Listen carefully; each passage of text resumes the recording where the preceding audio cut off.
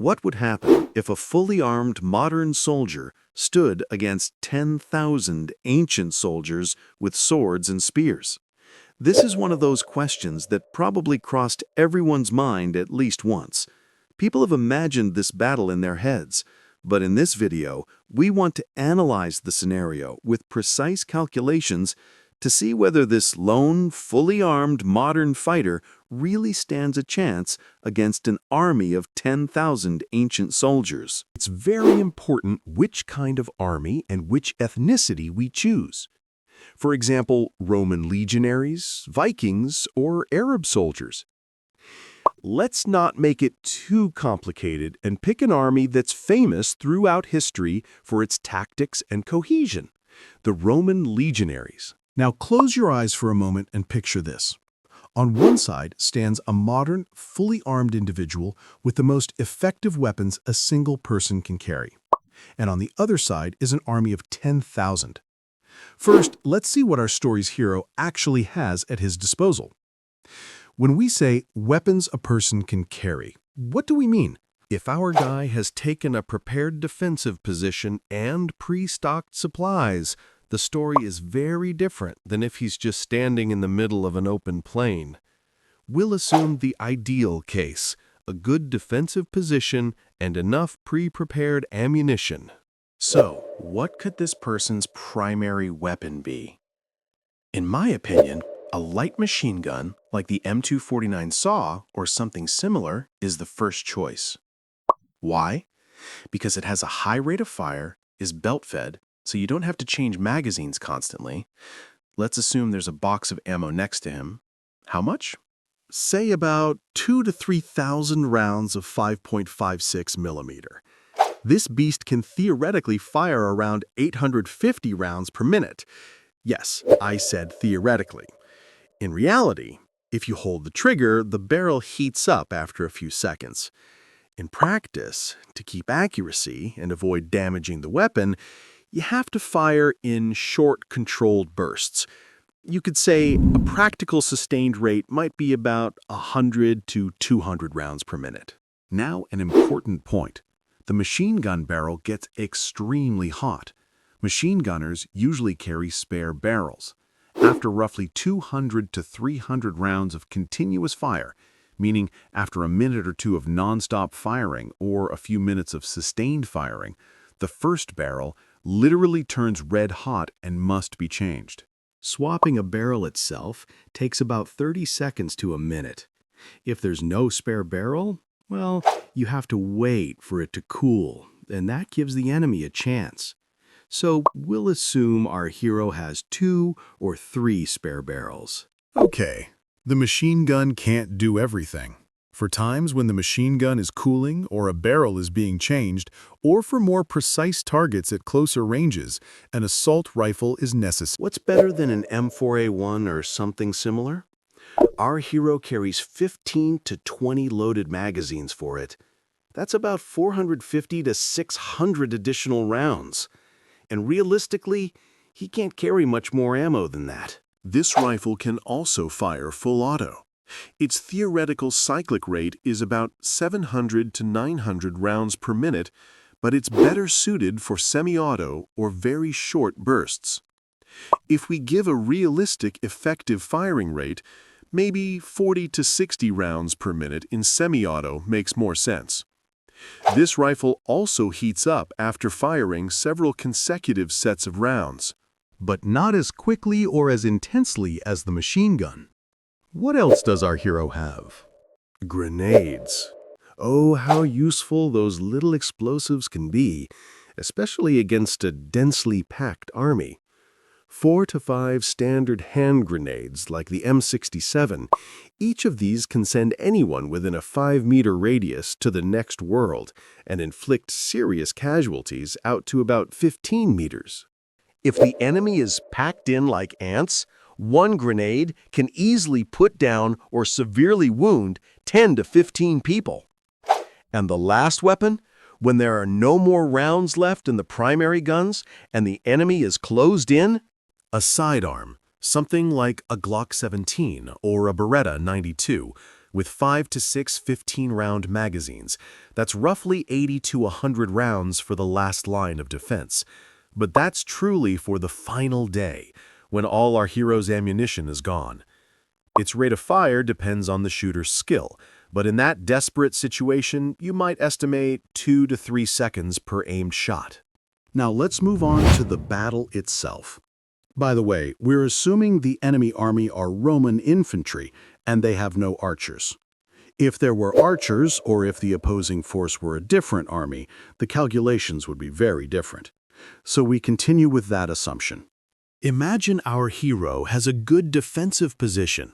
For example, atop a low hill overlooking the plain, or inside a narrow defile that forces the enemy to come up a single route.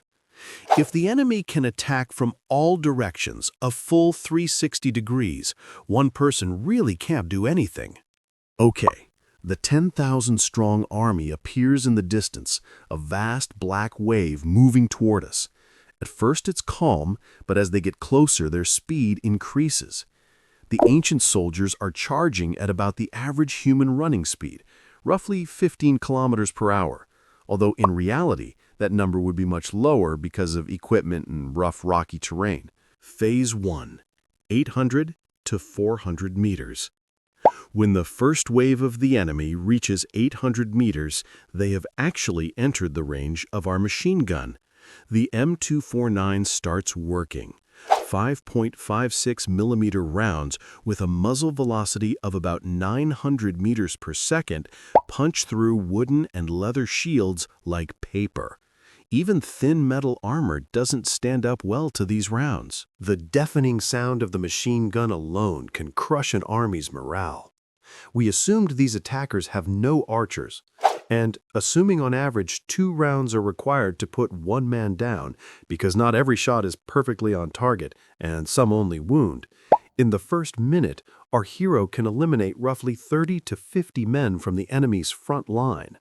That creates a red carpet of bodies in front of the ancient army. The enemy continues to close at about 4 meters per second, roughly 240 meters per minute. So moving from 800 meters to 400 meters takes about 1 minute 40 seconds. During that time, the gunner, accounting for 1 barrel change, can kill roughly 100 to 150 more people. Phase 2, 400 to 100 meters. Now the enemy has reached 400 meters. The machine gun's accuracy improves significantly, and almost every shot can hit a target. But the pressure increases. Our hero must fire faster and keep an eye on the barrel's heat. At this range, the enemy casualty rate can reach 100 people per minute. Traveling from 400 to 100 meters at the same speed takes about 1 minute 15 seconds. In that time, with another barrel change, the machine gun can take out about 200 more. But a problem arises for the ancient army here. A mound of corpses of their comrades is forming in front of the attackers. How high does that pile get? If each body averages 30 centimeters in height, it might be more, but because they fall and compress, we'll use 30 centimeters. Then after about 30 to 40 people are killed in a narrow approach, the height of that corpse pile can easily reach 1 to 1.5 meters. That itself is a horrific physical obstacle. The soldiers behind must climb up and down this mountain of bodies, which drastically slows them. Their advance speed might be cut in half, to about 2 meters per second. Phase 3, 100 meters to right beside the hero. The enemy has now reached 100 meters. Their speed has dropped because of the corpse barrier and heavy losses. This is the best moment to use the M4 and grenades. Our hero starts firing the M4 at the closer, denser targets, and at the same time throws the first grenades into the packed crowd. Boom! The explosions, flying body parts, and the screams of the wounded. Each grenade can easily put about 20 people out of action. With 4 to 5 grenades, you can say roughly 50 more are neutralized. At this range, the machine gun comes back into play after cooling or a barrel change. Now almost every round hits, But the psychological pressure on the shooter is brutal. His hands are sweaty, his heart is racing like a sparrow's, and the smell of gunpowder and blood fills the air. Let's assume about 2,000 more rounds are fired between the machine gun and the M4 until ammunition runs out. Given that at this close range, on average, every 1.5 rounds kills one man, that means about 1,300 more people are killed. What are the enemy's total casualties so far? 150 from Phase 1, plus 200 from Phase 2, plus 100 from grenades, plus 1,300 from Phase 3 with the primary weapons, equals about 1,750 killed. Those 1,750 bodies, if each occupies, on average, 0.5 square meters, create an area of roughly 850 square meters of corpses in front of our hero. If the front width is, say, 20 meters, that means a corpse hill about 40 meters long and now perhaps 2 to 3 meters high, a real mountain of flesh and bone. Phase 4. A few dozen meters to the final clash. The primary weapons are out of ammo.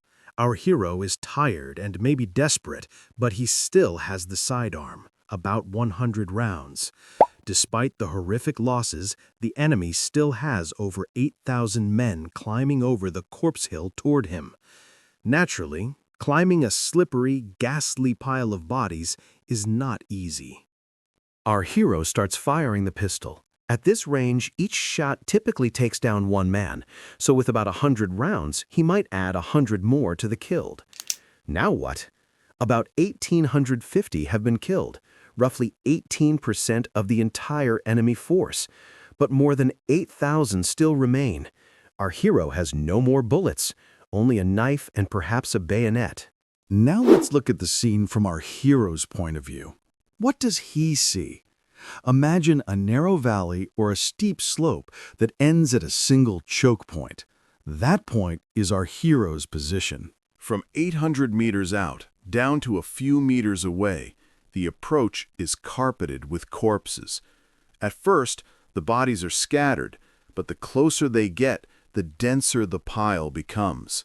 Between 100 and 200 meters, the bodies have stacked up and formed a flesh wall. The height of that wall at the points closest to the hero, where the heaviest losses are concentrated, can reach 2 to 3 meters, even up to 4 meters. The enemy soldiers must climb over this horrific mountain of corpses. While their comrades above them keep falling, the scene becomes like a horror movie, except it's real. The smell of blood, gunpowder, and death fills the air. So what happens to the enemy's advance speed? The first wave comes at full speed, about 4 meters per second, and takes casualties. The second wave, when it arrives, has to cross the corpses of the first and may slow to about 3 meters per second. The third and fourth waves face a true corpse mountain that reduces their speed to 1 meter per second or even less, effectively like moving through a swamp. Despite the horrific slaughter, our hero eventually runs out of ammunition and is overwhelmed by the mass of enemy soldiers climbing over the corpse hill to reach him. He might stab a few more with a knife, but that makes no real difference. In short, a modern armed individual, even with the best personal kit and in an excellent defensive position, ultimately loses against a 10,000-strong ancient army. The main limits are how much ammunition a single person can carry, and, later, the degradation of weapon positions. The shooter's physical and psychological exhaustion is also a major factor, though we didn't go into depth on those here. Making a series like this takes a small team, folks.